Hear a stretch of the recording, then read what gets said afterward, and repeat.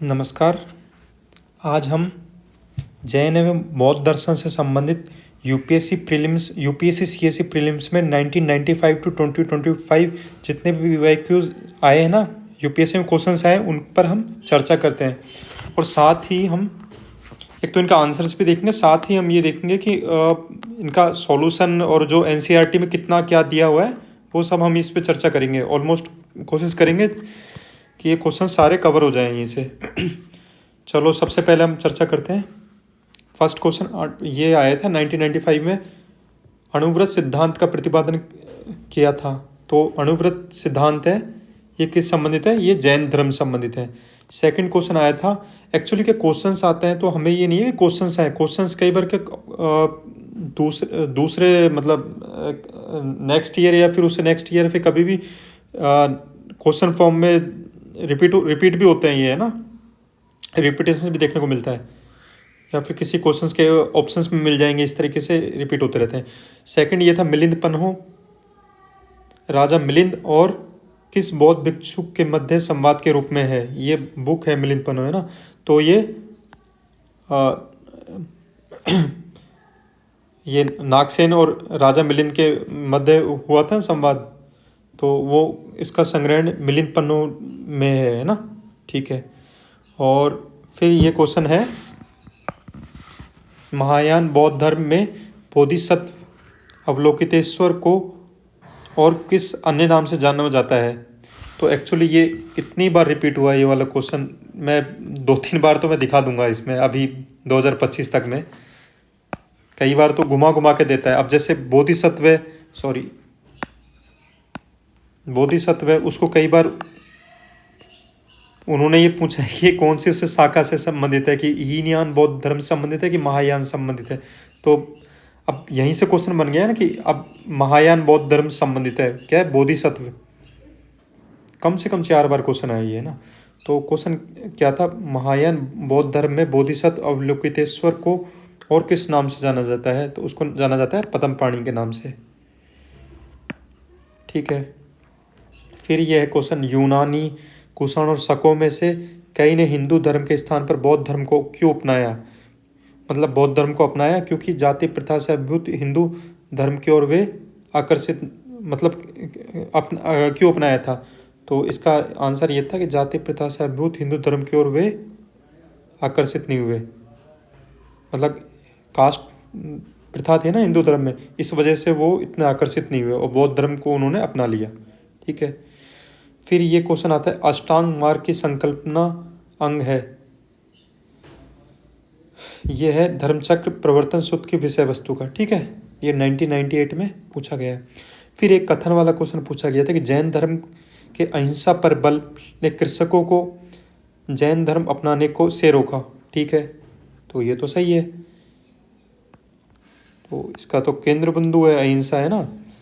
और कारण ये है, कृषि में कीटों एवं पीड़कों की हत्या होना शामिल है, कि ऑब्वियस बात है, जैसे कृषि करेंगे तो छोटे छोटे कीट पतंगों की इनकी हत्या हो ही जाती है। तो इसका आंसर ये, कथन एक और कथन दोनों सही हैं, और कथन ए और कारण आर दोनों सही हैं, और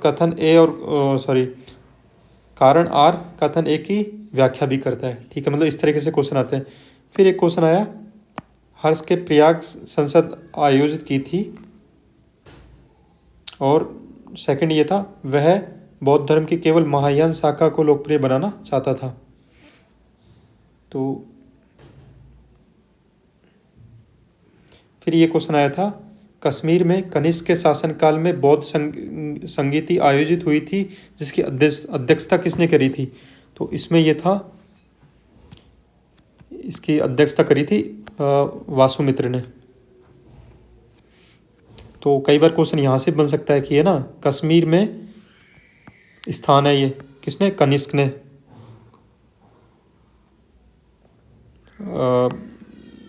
उसकी अध्यक्षता की थी, उसका मतलब किसने अध्यक्षता करी थी? तो इसमें वासुमित्र आएगा ना। ये क्वेश्चन आई थिंक रिपीटर होगा, और मैं आगे और डिस्क्रिप्शन मतलब इसका डिस्क्राइब करूँगा इसको, है ना। निम्नलिखित में से कौन सा कथन सही नहीं है?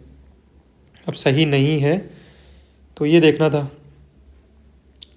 तो भारत का सबसे बड़ा बौद्ध मठ अरुणाचल प्रदेश में है। तो ये तो क्वेश्चन सही है, तवांग में स्थित है ना। और अब हमें ये भी एक भविष्य में आता है तो बौद्ध मठ से रिलेटेड 2 बार क्वेश्चन बौद्ध मठ से रिलेटेड भी है ना। तो हमें याद करना है सबसे बड़ा तवांग में है, अरुणाचल, जो कि अरुणाचल प्रदेश में स्थित है ना। और ठीक है, फिर इसमें क्या गलत पूछा था है ना। तो ये बाकी तो ऑप्शन सही थे, अपन को जैन बौद्ध पे डिस्कस कर रहे हैं। तो श्रवण बेलगोला है ना स्थित गोमतेश्वर की प्रतिमा जैनियों के फर्स्ट तीर्थंकर ऋषभदेव को दर्शाती है ना। अब इसमें क्वेश्चन में तो क्या अंतिम तीर्थंकर, लेकिन अंतिम तीर्थंकर नहीं है, वो क्या फर्स्ट तीर्थंकर थे, श्रवण वो है ना, ऋषभदेव जी है ना। तो श्रवण बेलगोला स्थित गोमतेश्वर की प्रतिमा जैनियों के फर्स्ट तीर्थंकर ऋषभदेव को दर्शाती है। ठीक है, एक क्वेश्चन आया था 2002 में, प्राचीन भारत के बौद्ध मठों में पर्वन नामक समारोह आयोजित किया जाता था जो, अब वो क्या पर्वन, हालांकि कई क्वेश्चन ऐसे आएंगे जिनका सोर्स कई बार ढूंढने से भी नहीं मिलता, यूट्यूब क्या, इसमें गूगल सर्च करना पड़ेगा ना। तो पर्वन नामक समारोह आयोजित किया जाता था, तो वो किस संबंधित था, तो वर्षा ऋतु के दौरान मठों में प्रवास के समय भिक्षुओं द्वारा किए गए अपराधों की स्वीकारोक्ति का अवसर होता था है ना।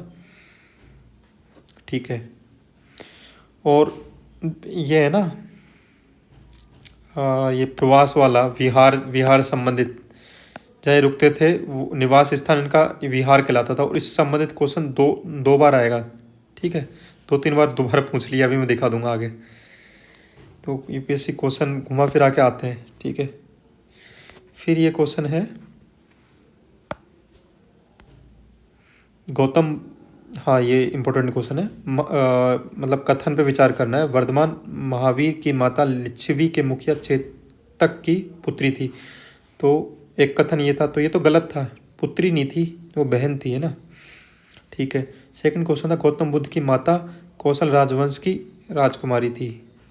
ठीक है, फिर यह है जैन धर्म के संस्थापक महावीर स्वामी, और 23वें तीर्थंकर पार्श्वनाथ बनारस के से थे। अब हमें ये भी इसको सही है कि 23वें तीर्थंकर, पहली बात तो हमें पता होना चाहिए कौन थे, पार्श्वनाथ जी। ठीक है, फर्स्ट हो गए गोमतेश्वर जी, 23वें पार्श्वनाथ जी, और 24 हो गए महावीर जैन जी है ना। ये 3 तो हमें याद रखने हैं। अब ये क्या पूछ रहे, 23वें तीर्थंकर कहाँ से थे, बनारस से थे। तो ये हमें फैक्ट याद भी रख लेना है अगर भविष्य में आता है तो है ना। कहाँ से थे, बनारस से। और अब इस पे डिस्कस कर लेते हैं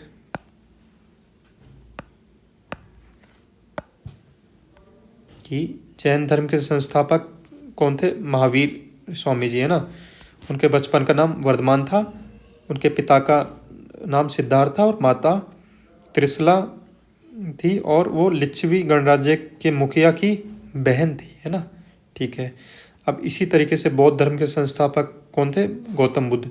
इनके बचपन का नाम सिद्धार्थ था, इनके पिता का नाम शुद्धोदन था, और ये शाक्य गणराज्य के प्रमुख थे। तो 3 बार सह आ गया है, सैफ और सिद्धार्थ हो गया, सैफ और शुद्धोदन, पिता का नाम शुद्धोदन हो गया, ये भी सह हो गया है ना। 3 बार ये सह हो गया, और ये कौन सा गणराज्य को, शाक्य। ठीक है, ये इसकी ट्रिक हो गई एक तरीके से अपन। और माता का नाम क्या था, महामाया, जो कि कौशल राज्य की राजकुमारी थी। ठीक है, फिर क्या क्वेश्चन आया था नेक्स्ट, चीनी यात्री फाहियान ने किसके शासनकाल में भारत की यात्रा की। तो ये क्वेश्चन हाँ चंद्रगुप्त सेकंड, ये 2025 में पूछा है। और इसी तरीके क्वेश्चन 2004 में पूछा था कि चीनी तीर्थयात्री फाहियान ने कनिष्क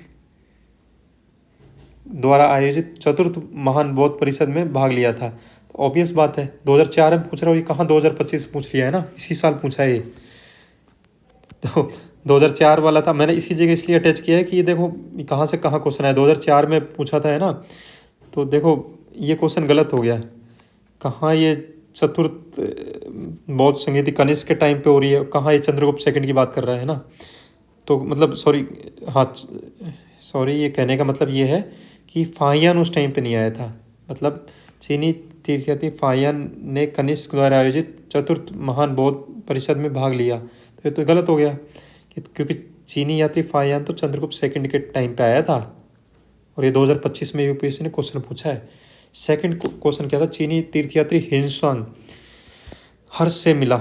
ठीक है, अब इसकी ट्रिक ये होगी, है फॉर हिंसंग, है फॉर हर्ष। ठीक है, और उसे बौद्ध धर्म का प्रतिरोधी बना दिया। अरे प्रतिरोधी क्यों बनाएगा ये ऑप्शन तो यहीं पे गलत हो गया ना, प्रतिरोधी का, तो प्रतिरोधी की वजह से ये क्वेश्चन गलत हो गया यहाँ पे, मतलब ये ऑप्शन गलत हो गया, तो दोनों ही ऑप्शन गलत हो गए इसके ना। तो अब थोड़ा वैसे चर्चा कर लेते हैं फाहियान के ना। फाहियान 399 में भारत आए, 414 में लौट गए भारत में। इस समय चंद्रगुप्त सेकंड, जिसे चंद्रगुप्त विक्रमादित्य भी कह देते हैं, उसका शासन था। ठीक है, जबकि कनिष्क का आयोजन कनिष्क द्वारा आयोजित चौथी महान बौद्ध परिषद 72 ईसा में आयोजित हुई है ना। ठीक है, अब सेकंड ये ऑप्शन का देख लेते हैं। चीनी तीर्थयात्री हिंसंग हर्ष के शासनकाल में भारत आया, और हर्ष ने बौद्ध धर्म अपनाया और महायान संप्रदाय अपनाया था ना इन्होंने। ठीक है, बाकी ये जो मैंने फैक्ट्स लिख दिए इसका और डेप्थ में जाने की जरूरत नहीं है। ठीक है, पूछा नहीं है इतना क्वेश्चन। ठीक है, एक क्वेश्चन आया कि प्राचीन जैन धर्म के संबंध में निम्नलिखित में कौन सा कथन सही है। ठीक है, तो सही देखना था। तो प्रथम शतक ईसा पूर्व में जैन धर्म को कलिंग के राजा खारवेल का समर्थन मिला था। ठीक है, बाकी ये वाला फर्स्ट ऑप्शन वैसे गलत है कि स्थूलबाहु के नेतृत्व में दक्षिण भारत में, स्थूलबाहु नहीं होगा, ये भद्रबाहु होगा, तो ये उल्टा हो गया है ना। ठीक है, तो इस तरीके से ये क्या उल्टा फुल्टा कर दिया है ना, श्वेतंबर देवगंबर वाला है ना, भद्रबाहु की जगह स्थूलबाहु लिख दिया है ना दोनों में। ठीक है, और बौद्धों के विपरीत जैन की प्रारंभिक अवस्था में जैन धर्मों से लोग चित्रों का पूजन करते थे, तो ये भी फैक्ट गलत है। ठीक है, अब ये फैक्ट आया था कि अब इस तरह के क्वेश्चन पूछ जाते हैं कि निम्नलिखित में कौन सा एक तीनों में समसामयिक नहीं था। तो बिंबिसार, गौतम बुद्ध और प्रसेनजीत ये तो समकालीन थे है ना, तो इसमें मिलिंद आंसर आएगा है ना। तो कई बार समकालीन भी पूछता है यूपीएससी में। तो फिर उसके बाद एक क्वेश्चन आया था, दक्षिण भारत के इक्ष्वाकु शासक बौद्ध मत के विरोधात्मक थे। तो ये तो गलत हो गया, विरोधात्मक तो नहीं थे, एक समर्थक ही थे है ना। और पूर्वी भारत के पाल शासक बौद्ध मत के समर्थक थे, तो ये कथन सही है। ठीक है, तो अब एक क्वेश्चन था, अनेकांतवाद निम्नलिखित में से किसका क्रोध सिद्धांत एवं दर्शन है। तो ये है जैन धर्म का। अब ये इसको स्यादवाद मतलब इसको स्यादवाद भी कह देते हैं ना। इसमें 7 रूप में व्यक्त है कि है भी है, नहीं भी है और नहीं भी है, मतलब सत्य के मतलब एक कथन इसकी पुष्टि नहीं कर सकता है ना, तो उसका मतलब इसमें स्यादवाद दिया गया है ना कि है और नहीं है, कहा नहीं जा सकता, है किंतु कहा नहीं जा सकता, नहीं है और कहा जा सकता है, नहीं नहीं है और कहा नहीं जा सकता। तो ये 7 रूपों में व्यक्त किया गया। ठीक है, कोई डेप्थ की कोई ज़रूरत नहीं है, इतना डेप्थ में पूछा नहीं है, तो हमें शायद अभी तो अवॉइड करना है, जिस दिन पूछे बाद में पढ़ लेना। बस इतना याद रखना, जैन धर्म का मतलब स्यादवाद, जिसे अनेकांतवाद कहते हैं, किस धर्म संबंधित है, जैन धर्म से। ठीक है, और जैन धर्म के अनुसार सृष्टि की रचना एवं पालन पोषण क्या हुआ है, सार्वभौमिक विधान से हुआ है। ठीक है, ये फैक्ट भी हमें याद कर लेना है। फिर ये है एक समानता पूछ लिया कि कौन सा बौद्ध धर्म और जैन धर्म में समानता है 2012 में। तो फर्स्ट ऑप्शन है ये है, तप और भोग की अति का परिहार। तो ये तो समान नहीं हो गया, क्योंकि जैन में तो क्या जैसे तप और उस पर विशेष बल दिया गया है ना, और इसमें बौद्ध धर्म में क्या है, बौद्ध में ये मध्यम मार्ग की बात की गई है ना, तो ये बैठ नहीं रहा दोनों में है ना। ठीक है, लेकिन दोनों ने वेदों में प्रकांडों के प्रति अनास्था वो व्यक्त की है ना, और कर्मकांडों की फलवत्ता का निषेध किया है ना। ठीक है, तो ये इंपॉर्टेंट फैक्ट हो जाता है। कई बार समानता दोबारा पूछ ले या यूपीएससी मेंस में क्वेश्चन आ जाए, तो ये 2 फैक्ट हम लिख सकते हैं। ठीक है, फिर ये है, भगवान बुद्ध की प्रतिमा कभी एक हस्त मुद्रा युक्त दिखाई जाती है, जिसे भूमि स्पर्श मुद्रा कहते हैं। तो एक्चुअली एक बार ही क्वेश्चन आया है, ज़्यादा बार नहीं आया, रैंडम कई बार पूछ लेते हैं डेप्थ में। तो इसका आंसर तो मैं लिख देता हूँ, लेकिन ज़्यादा डेप्थ में घुसने की ज़रूरत नहीं है, दोबारा आता है देख लेना कि बहुत सारी मतलब 7-8 मुद्राएं, हालांकि मैं यहाँ पे कवर नहीं करा, आप जान के नहीं करा। तो इसका तो आंसर लिख लेते हैं कि मार्ग के प्रलोभन के बावजूद अपनी सुचिता और शुद्धता का साक्षी होने के लिए बुद्ध का धरती का आह्वान। ये इसको मतलब भूमि स्पर्श मुद्रा का ये मतलब निकलता है ना, उन्होंने सब कुछ जीता था, है ना। मार के प्रलोभन पे का उन पे कोई असर नहीं हुआ था, और उन्होंने सुचिता और शुद्धता का साक्षी होने होने का मतलब ये आह्वान किया था, है ना, इस मुद्रा के माध्यम से। ठीक है, फिर क्वेश्चन आया था 2013 में।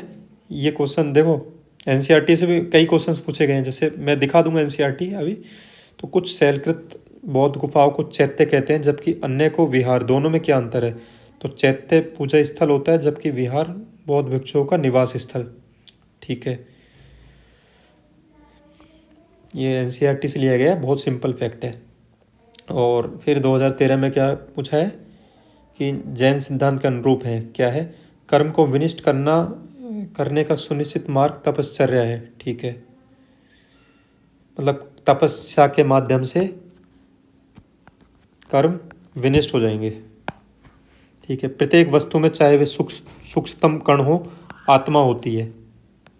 तो इन्होंने आत्मा को स्वीकारा है। ठीक है, और कर्म आत्मा का विनाशक है, अब इसका अवश्य इसका अंत करना चाहिए। ठीक है, तो ये क्वेश्चन इंपॉर्टेंट भी हो जाता है ना। 3 सिद्धांत तो आपको यही याद हो गए ऑप्शंस के माध्यम से।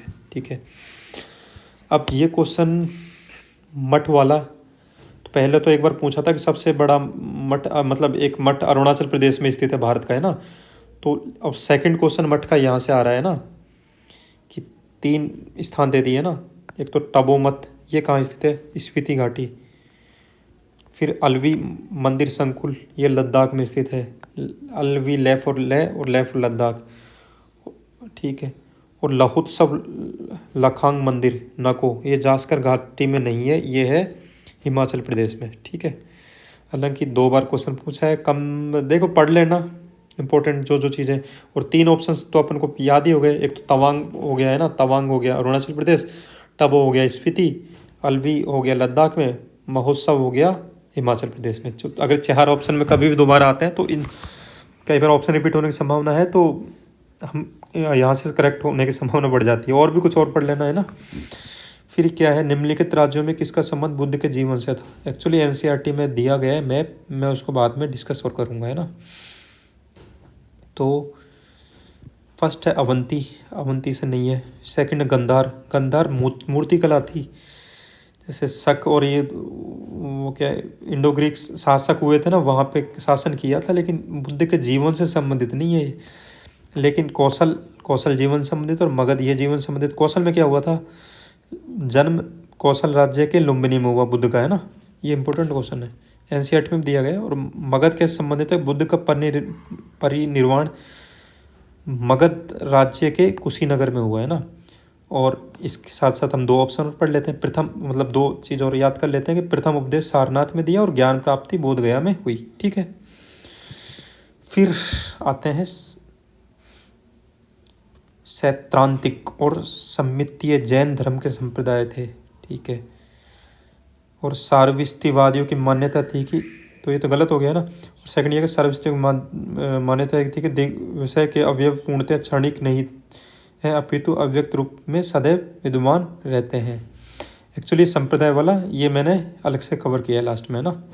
एक साथ जैन के मैं थोड़ा और डिस्कस कर लूँगा, है ना। फिर अब इस पे आते हैं, नहीं तो वीडियो बहुत ज़्यादा लंबा हो जाएगा बार बार रिपीटेशन कर करके। फिर ये है 2019 में दोबारा पूछ लिया है ना, ये बोधिसत्व वाला तो बार बार पूछा है। तो 3 ऑप्शन थे, क्या पूछ रहा है? महायान बौद्ध मत की विशेषता क्या थी? ठीक है, तो इसमें क्या है, बुद्ध का तो इसके ट्रिक ये है, मैं फॉर अपनी माता की कोई मूर्ति हो गई है ना, तो एक तरीके से, है ना।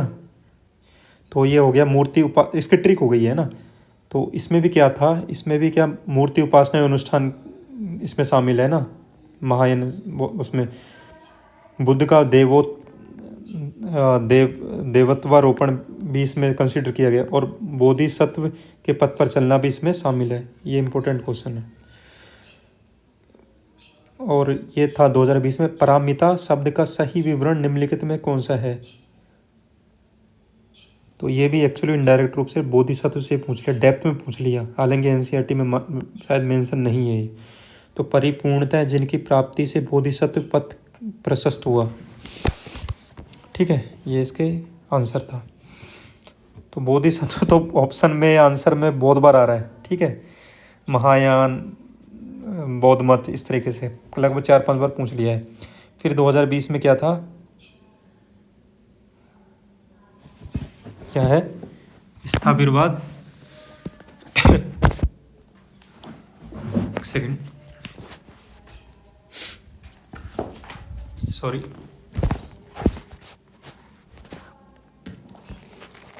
स्थाविरवादी महायान बौद्ध धर्म से संबद्ध है। ठीक है, और फिर ये हो गया लोकोत्तरवादी संप्रदाय बौद्ध धर्म के महासंघिक संप्रदाय की एक शाखा थी। ठीक है, और थर्ड ऑप्शन इसका ये है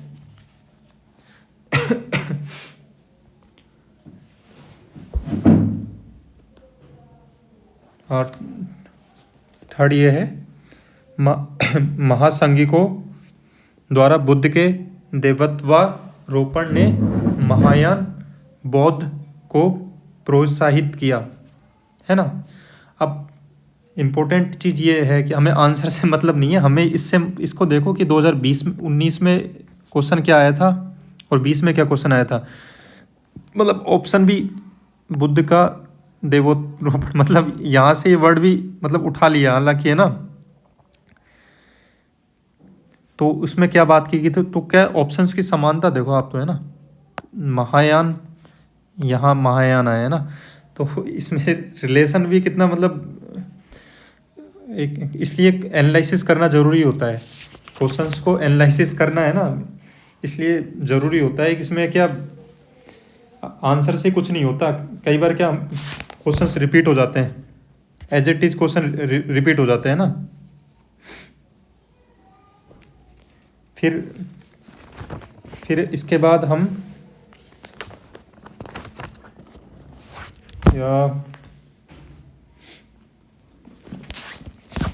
इसका तो अभी इसका मतलब, तो ये तो सही हो गया,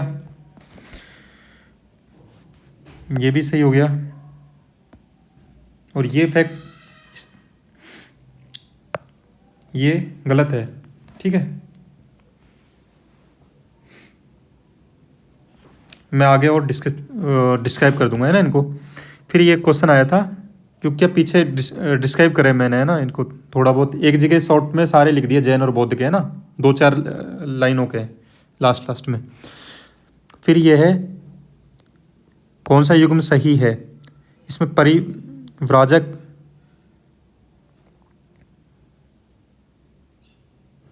एक श्रमण और एक उपासक, इनके बारे में ये पूछा था एक, है ना। ठीक है, फिर एक पूछा था 2021 में कि निम्नलिखित में कौन सा एक सेकंड, कौन सा जैन ग्रंथ है। ठीक है, तो नेति प्रकरण और अवदान शतक, ये तो क्या हो गए,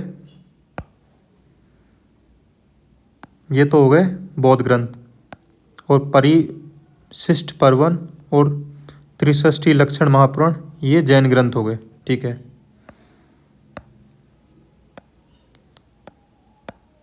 फिर हो गया भारतीय इतिहास के संदर्भ में निम्नलिखित युग्मों पर विचार कीजिए। तो ये इस तरीके से भी कई बार क्वेश्चन पूछ लेते हैं कि ऐतिहासिक व्यक्ति पूछ लिया, हालांकि बहुत ज़्यादा डेप्थ में कवर नहीं कर सकते, फिर भी हम कोशिश करते हैं कुछ क्वेश्चंस को हम डील कर लें। 1 से 2 क्वेश्चन अक्सर एग्जाम में आते हैं यहाँ से सिलेबस में, क्योंकि डायरेक्ट।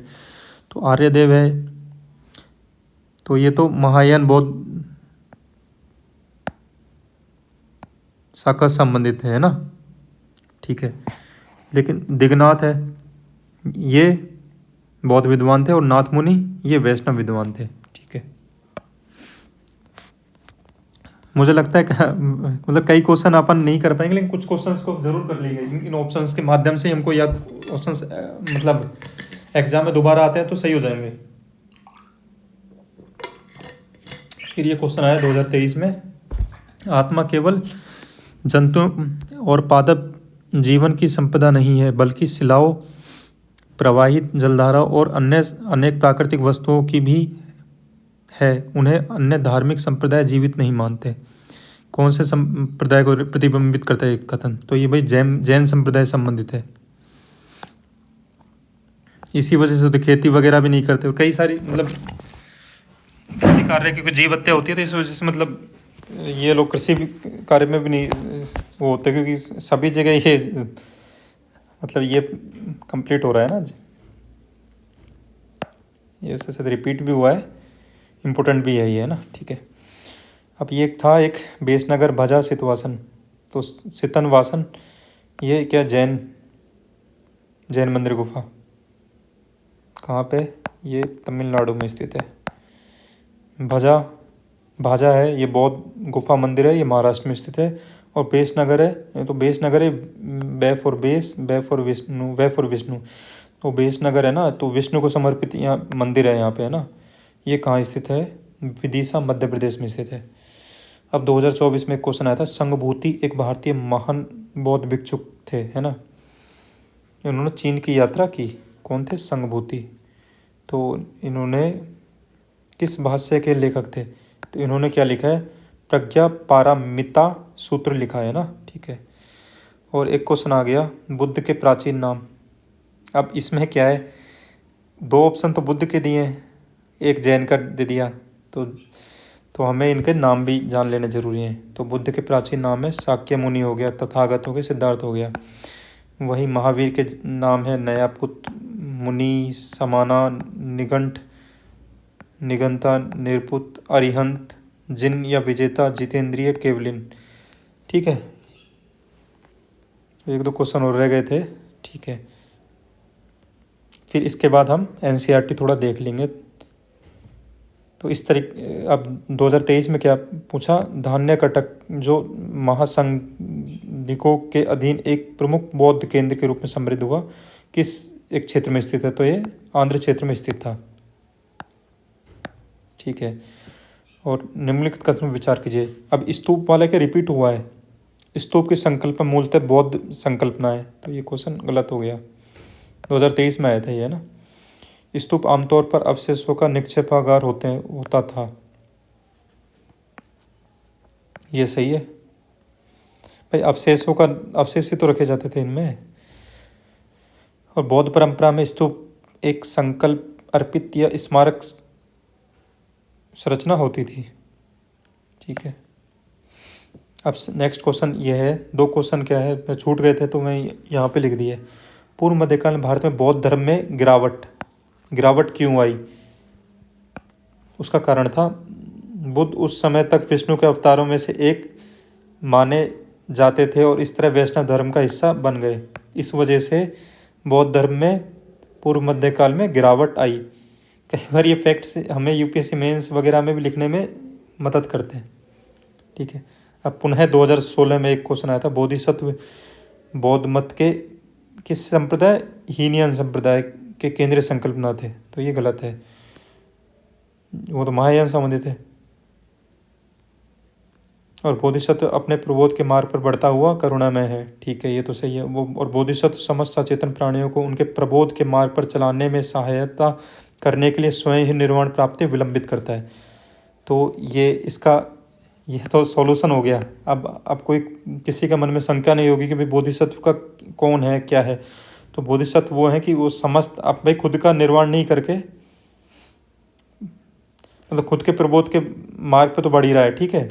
और बोधिसत्व समस्त सचेतन प्राणियों को उनके प्रबोध के मार्ग पर चलाने में सहायता करने के लिए स्वयं के निर्माण प्राप्ति विलंबित भी करता है, ठीक है। मतलब सबका साथ लेके चलना है इसको। अब हम एनसीईआरटी देखते हैं, क्लास 6 की एनसीईआरटी।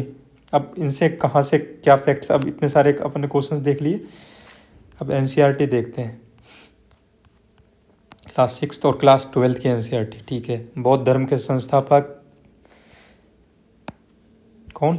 सिद्धार्थ जी, जिन्हें गौतम जी कहते थे। जन्म लगभग 2500 वर्ष ईसा पूर्व, ठीक है, हुए थे। बुद्ध क्षत्रिय थे तथा शाक्य नामक एक छोटे गण संबंधित थे। और बोध गया बिहार में एक पीपल के नीचे के तपस्या करी और उन्होंने ज्ञान प्राप्त किया, ठीक है। और वाराणसी में के पास सारनाथ गए और उन्होंने पहली बार धर्म उपदेश दिया। कुशीनगर में मृत्यु हुई, ठीक है। ये पेज कंप्लीट हो और एनसीईआरटी में क्वेश्चन पूछा गया है यहाँ से।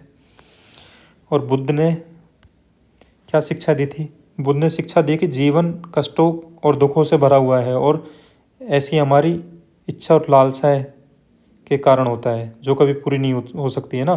और कभी कभी हम चाहते हैं कि वह प्राप्त करने के बाद भी संतुष्ट, और कई बार हमें प्राप्त हो गई तो तब भी हम संतुष्ट नहीं होते हैं ना। और इससे ज़्यादा प्राप्त करने की हम इच्छा करने लगते हैं। तो इस लिप्सा को तृष्णा कहा जाता है। बुद्ध ने तृष्णा कहा है ना। और बुद्ध ने शिक्षा दी है कि आत्मसंयम अपनाकर हम ऐसी लालसा से मुक्ति पा सकते हैं अभी। और ये है कि उन्होंने अपनी सामान्य शिक्षा मतलब प्राकृतिक भाषा में दी है ना। बुद्ध ने अपनी शिक्षा सामान्य लोगों को प्राकृतिक भाषा में दी है। अब ये चित्र दिया गया सारनाथ स्तूप का, ठीक है। और देखते हैं, अब जैन धर्म के बारे में देख लो। इसका इसी युग में अर्थात लगभग 2500 ईसा पूर्व 24वें तथा अंतिम तीर्थंकर वर्धमान महावीर ने अपने विचारों को प्रसार किया। वे वज्जी संघ के लिच्छवी कुल के क्षत्रिय राजकुमार थे। यहाँ से यूपीएससी ने क्वेश्चन पूछ लिया, ठीक है। उनकी शिक्षाएं सरल थी। उन्हें अहिंसा के नियमों का कड़ाई से पालन मतलब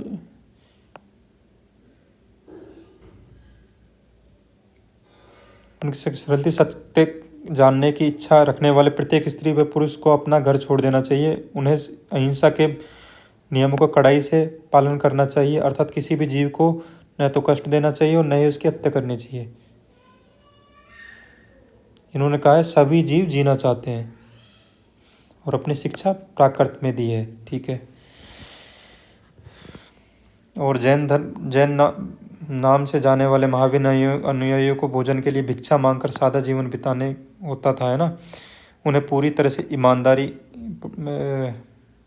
होना, चोरी न करना की शक्ति दी जाती थी। उन्हें ब्रह्मचर्य का पालन करना होता था। पुरुषों को वस्त्रों सहित सब कुछ त्याग देना पड़ता था, ठीक है। अब जैन शब्द, इसका मतलब क्या है? इसका अर्थ है विजेता, ठीक है। अब एक्चुअली क्या है, जैन धर्म में क्या दिक्कत है कि अधिकांश व्यक्तियों के लिए ऐसे कड़े नियमों का पालन करना बहुत कठिन था, ठीक है। फिर भी तो उसके चलते कई क्या बौद्ध तो अपने लिए जैन नहीं अपना पाए लोग, है ना। ये भी एक कारण था, है ना। और एक यूपीएससी ने क्वेश्चन यहाँ से पूछा ये कि मुख्यतः व्यापारियों ने जैन धर्म का समर्थन किया। यहाँ से पूछा किसानों के लिए इन नियमों का पालन करना अत्यंत कठिन था क्योंकि फसल की रक्षा के लिए उन्हें कीड़े मकोड़ों को मारना पड़ता था। तो ये इनडायरेक्ट वे में पूछा है, जैसे हमने पहले डिस्कस किया अपन, है ना, ठीक है। इस संघ से क्वेश्चन पूछा है, ठीक है। महावीर और बुद्ध दोनों का ही मानना था कि घर का त्याग करने पर ही सच्चे ज्ञान की प्राप्ति हो सकती है। और उन्होंने संघ नामक संगठन बनाया, और मतलब ऐसे लोगों के लिए उन्होंने संघ नामक संगठन बनाया जहाँ घर का त्याग करने वाले लोग एक साथ रह सके। संघ में रहने वाले बौद्ध भिक्षुओं के लिए बनाए गए नियम विनय पिटक नामक ग्रंथ में मिलते हैं, ठीक है। और इस ग्रंथ से हमें पता चलता है कि संघ में पुरुष और स्त्रियों के रहने की अलग अलग व्यवस्था थी, सभी व्यक्ति संघ में प्रवेश ले सकते थे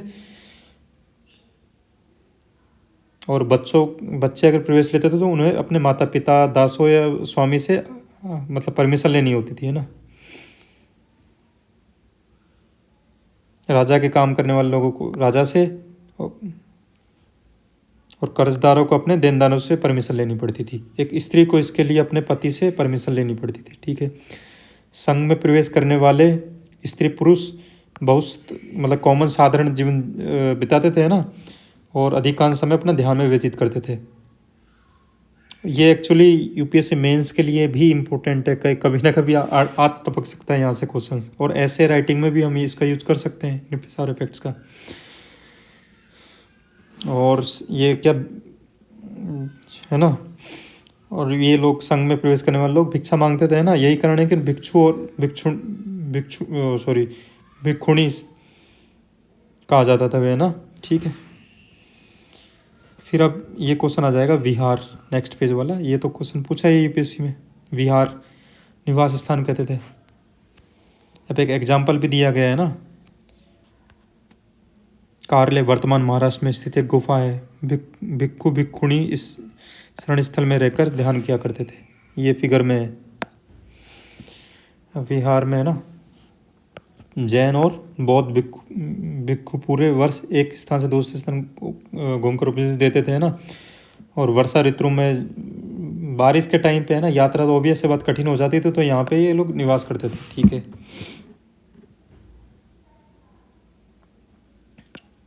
इससे हम विहार कह देते थे, ठीक है।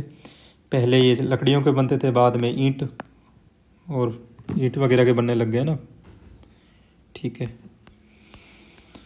अब बौद्ध धर्म का प्रसार के बारे में बात करें तो कुषाण संबंधित एक बार फैक्ट पूछा, ज़्यादा नहीं पूछा। तो कुषाणों का सबसे प्रसिद्ध राजा कनिष्क कौन था? कनिष्क 1900 साल पहले शासन किया था, है ना, और बौद्ध परिषद का गठन किया था।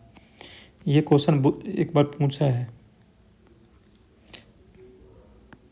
बुद्ध चरित्र के रचनाकार कौन थे? अश्वघोष, और कनिष्क के दरबार में रहते थे, ठीक है। अब इस समय बौद्ध की एक नई धारा महायान का विकास हुआ। महायान मैफ और मूर्ति हो गया, ठीक है। तो पहले तो अब इसमें अब क्या परिवर्तन होने लग गया कि अब क्या, जैसे बुद्ध की प्रतिमाएं बनाई जाने लगी, अधिकांश मथुरा में, कुछ तक्षशिला बनी, है ना। दूसरा, बोधिसत्व की आस्था को लेकर परिवर्तन आया। बोधिसत्व किसे कहते हैं? ये यूपीएससी में कई बार पूछ लिया है ना, जैसे अपने पहले ही पढ़ा था, है ना। बोधिसत्व उन्हें कहते हैं जो ज्ञान प्राप्ति के बाद एकांतवास करते हुए ध्यान साधना कर सकते थे, लेकिन वो ऐसा नहीं करके क्या करते हैं, वे लोगों को शिक्षा देने और मदद करने के लिए सांसारिक परिवेश में ही रहना ठीक समझते हैं। और पूरे मध्य एशिया, चीन, कोरिया, जापान तक ये बोधिसत्व वाली अवधारणा पहुंच गई, ठीक है।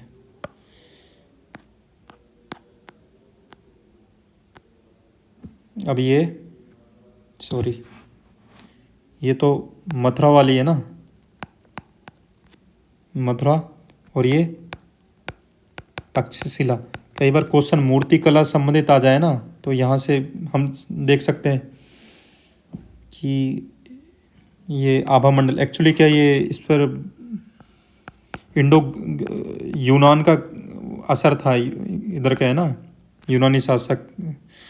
तो उस तरीके से उन्होंने संकल्पना बुद्ध की करी कि जैसे ये इस तरीके से वो हो गया, मुकुट देख लो, है ना, आभा मंडल, और ये अब इन कपड़े वगैरह देख लो, इनमें अंतर देख लो आप, है ना।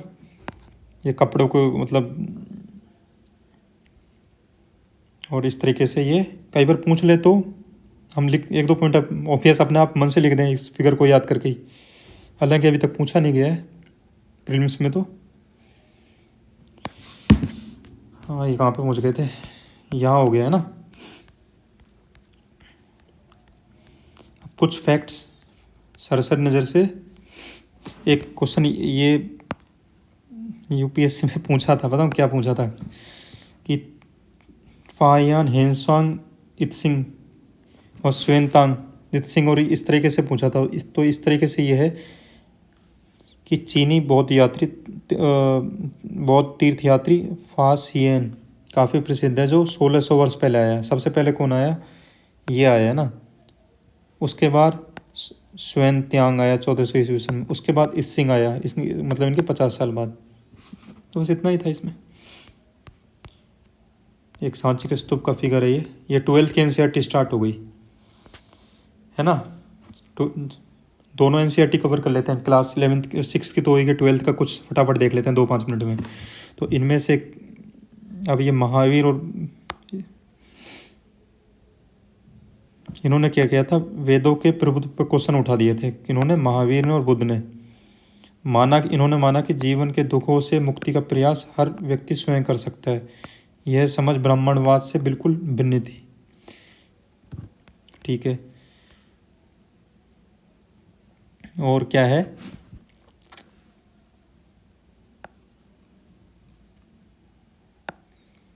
और बौद्ध धर्म की शिक्षाओं का संकलन मतलब 3 उसमें किया गया है ना, 3 ग्रंथों में किया गया है। इन्हें त्रिपिटक कह देते हैं ना।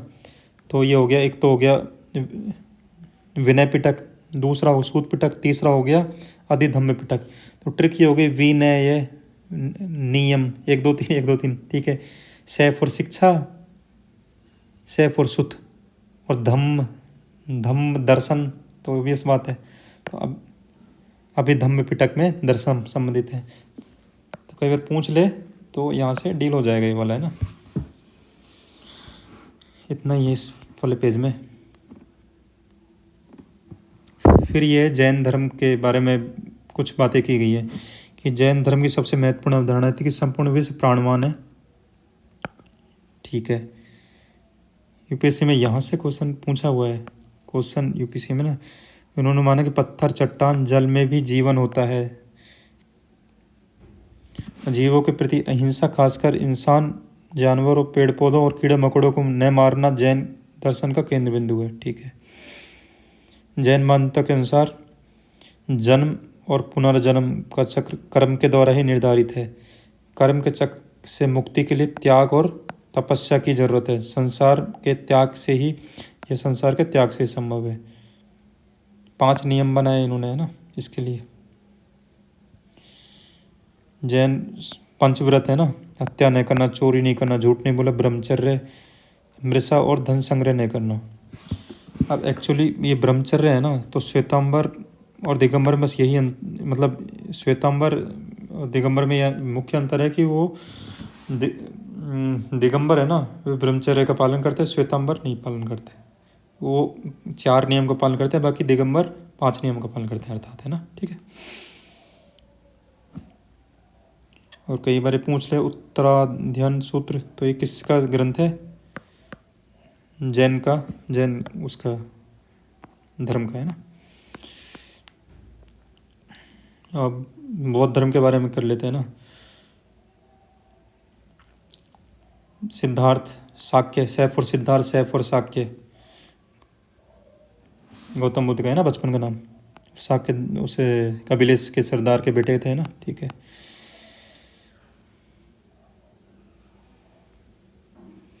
और इन्होंने अतिवाद तरीकों को त्याग किया, मिडल पथ का अनुसरण किया, है ना, और ध्यान करते हुए अंततः ज्ञान प्राप्त किया। और एक बार क्या है, कई बार ये अमरावती गुंटूर जिले आंध्र प्रदेश में लगभग मतलब बुद्ध की एक मूर्ति मिली है ना। ये देख लो फिगर, किस तरीके का फिगर है उसमें। बुद्ध की शिक्षाएं सूत पिटक में दी गई है ना।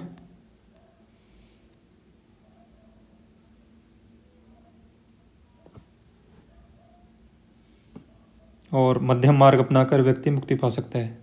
मतलब घोर तपस्या और विषय शक्ति, इनके बीच इन्होंने क्या बोला, न घोर तपस्या और विषय शक्ति, इनके बीच में का मार्ग है मध्यम मार्ग। मतलब न तो घोर तपस्या न ही विषय शक्ति पूर्णतः डूबे, इनके बीच में का मार्ग अपना मध्यम मार्ग है ना। तो मध्यम मार्ग अपनाकर मनुष्य दुनिया के दुखों से मुक्ति पा सकता है। ठीक है। एक ये है। अब एक ऑप्शन में था श्रमण का क्या मतलब था? श्रमण का मतलब था, यूपीएससी में मैंने ऊपर डिस्कस नहीं किया था उसका, यहाँ से लिया था ये ना। श्रमण का ये सांसारिक जीवन को त्याग दिया।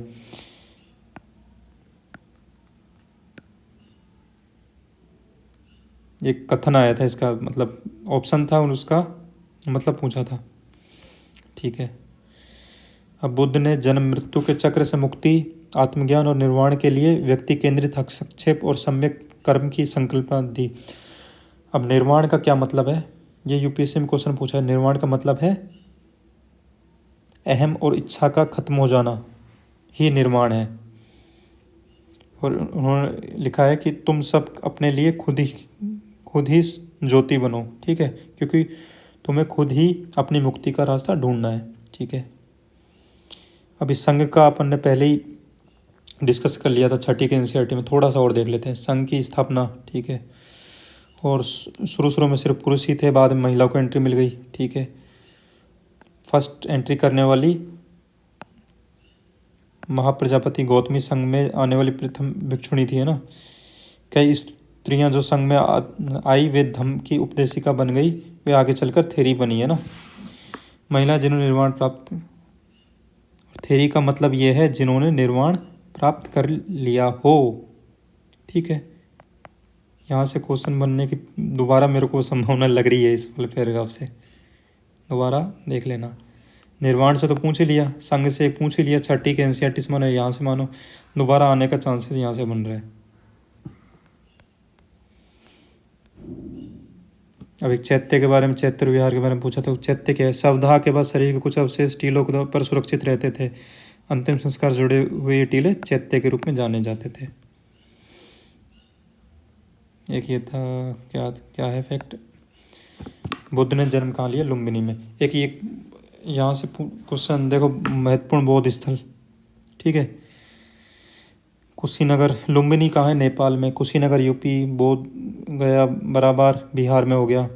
श्रावस्ती सारनाथ यूपी में हो गया ना। भरूच एमपी, सांची एमपी मध्य प्रदेश, है ना। नागार्जुन कोंडा आंध्र प्रदेश हो गया। ठीक है।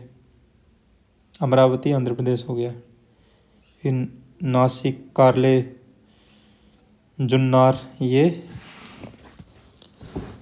महाराष्ट्र हो गया। यूपीएससी में क्वेश्चन बन सकता है यहाँ से भी। फिर ये क्या था? लुम्बिनी में पैदा हुए, है ना। बोध गया में ज्ञान। यूपीएससी में यहाँ से क्वेश्चन ऑलरेडी पूछ लिया, ऑप्शन में अपने पहले डिस्कस कर लिया था, है ना।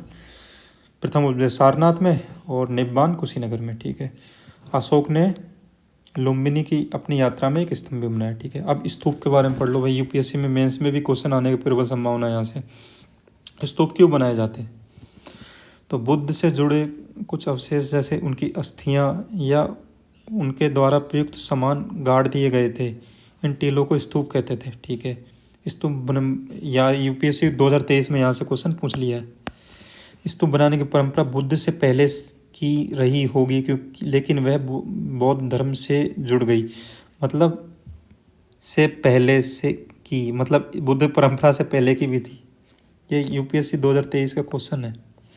तो अशोक वदान नामक, ठीक है, अशोक वदान नामक बौद्ध ग्रंथ के अनुसार अशोक ने बुद्ध के अवशेषों के हिस्से हर महत्वपूर्ण शहर में बांट कर उनके ऊपर स्तूप बना दिए। तो कई बार ये क्वेश्चन पूछ देगा भी अशोक वदान ग्रंथ किससे संबंधित है? तो ये बौद्ध धर्म से संबंधित है। स्तूप कैसे बनाए गए? तो दान वगैरह, मतलब स्तूप कैसे बनाए गए ना, इन्हें बनाने वाले सजाने के लिए मतलब पैसा लगता था, है ना। ठीक है। दान का पता चलता है, तो कुछ वो लोग राजाओं द्वारा दान दिया गया, जैसे सातवाहन राजाओं ने, कुछ शिल्पकारों ने, व्यापारियों ने दान दिया ना, उससे उन सब से बन गए। फिर स्ट्रक्चर इम्पोर्टेंट है इसकी। तो क्या है? तो स्तूप का जन्म एक गोलार्ध लिए हुए मिट्टी के टीले से हुआ, जिसे बाद में अंड कहा गया है। ठीक है। धीरे धीरे इसकी संरचना जटिल होती गई। अंड के ऊपर एक हर्मिका होती है। हर्मिका से एक मस्तूल निकलता था जिसे यष्टि कहते थे, और जिस पर अक्सर एक छतरी लगी होती थी। ठीक है। अंड, हर्मिका, यष्टि, छतरी। ठीक है। और टीले के चारों ओर एक वेदिका होती थी। फिगर में आप देख ही पा रहे हो, है ना।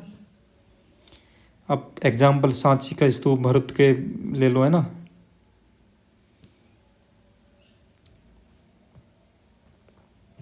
ठीक है, अब स्तूप में ये आप देख ही पा रहे हो, सांची का तोरण द्वार देख लो कितना शानदार है। अब एक गुंटूर वाला देख लो,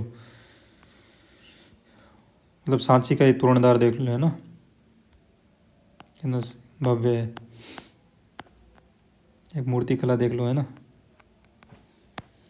तो इस तरीके से, हाँ, उपासना के प्रतीक, तो इसमें बुद्ध के ध्यान की दशा तथा स्तूप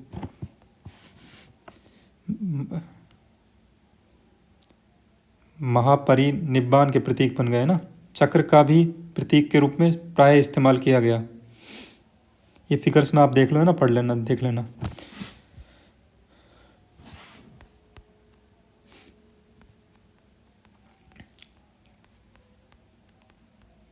अब ये देख लो, अजंता, अजंता में क्या है, अजंता पेंटिंग्स के देख लो। अजंता पहले इसमें महाराष्ट्र के चित्र, कहाँ पे है, महाराष्ट्र में, है ना। इसके चित्रकला देख लो, है ना।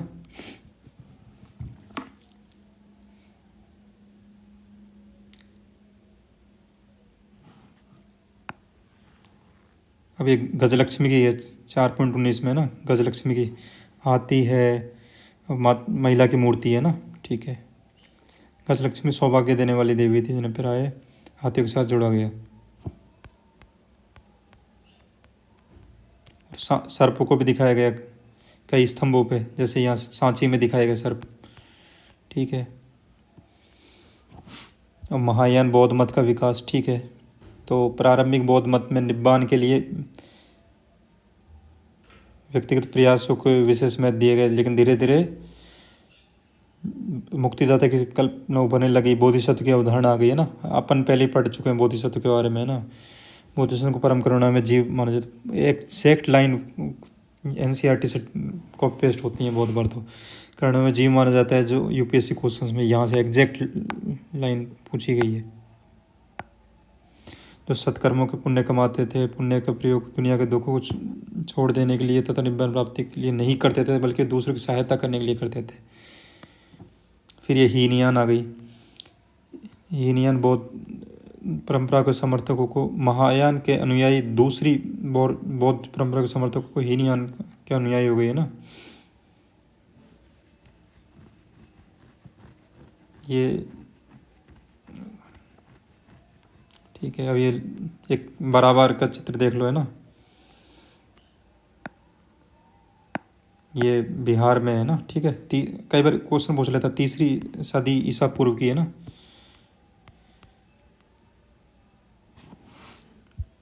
और कई बार मूर्तियों के बारे में जैसे बताया गया है ना, कि जैसे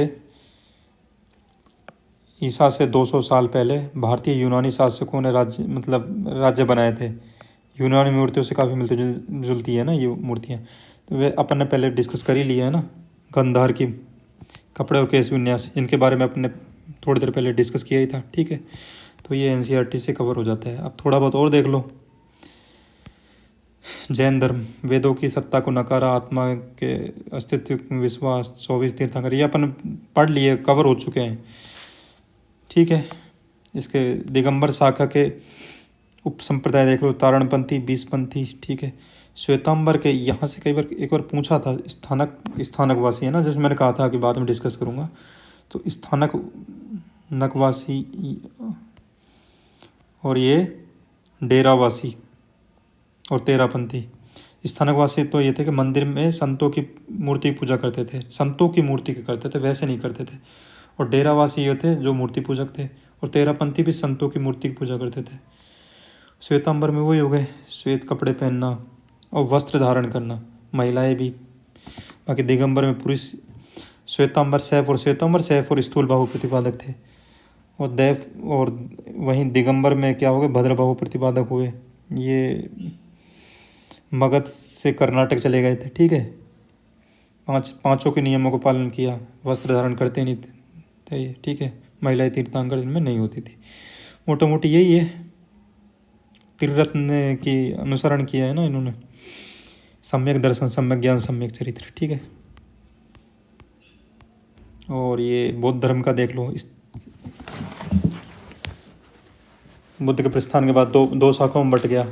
स्थावर निकाय महासंगिक, स्थावर में देख लो ये वाला है ना, सौत्रांतिक, ये यूपीएससी में पूछा है। सर्वस्तिवाद,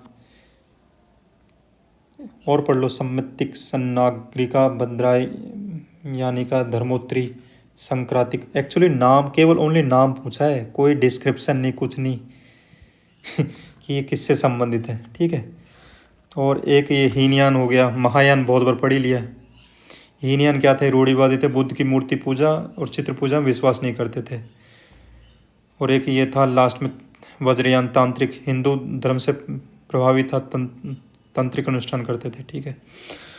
और ये और देख लो कि हीनयान है ना, उसको सम्राट अशोक ने संरक्षण दिया था, क्योंकि एक्चुअली उस टाइम पे यही था, हीनयान प्रचलित था। और अब इसका ऑलमोस्ट प्रचलन कम, अब प्रचलन में बहुत कम है हीनयान, क्योंकि आजकल तो सब मूर्ति पूजा करते हैं। तो महायान को, ये महायान ही प्रचलित है अब वर्ल्ड में। तो ठीक है, इस तरीके से ये चैप्टर कंप्लीट हुआ। तो इस ठीक है, आई होप कवर हो गई हैं ऑलमोस्ट मोस्टली सारी चीज़ें। तो उम्मीद है 2 नंबर या 4 नंबर आपको मिले एग्ज़ाम में, ठीक है। Thank you.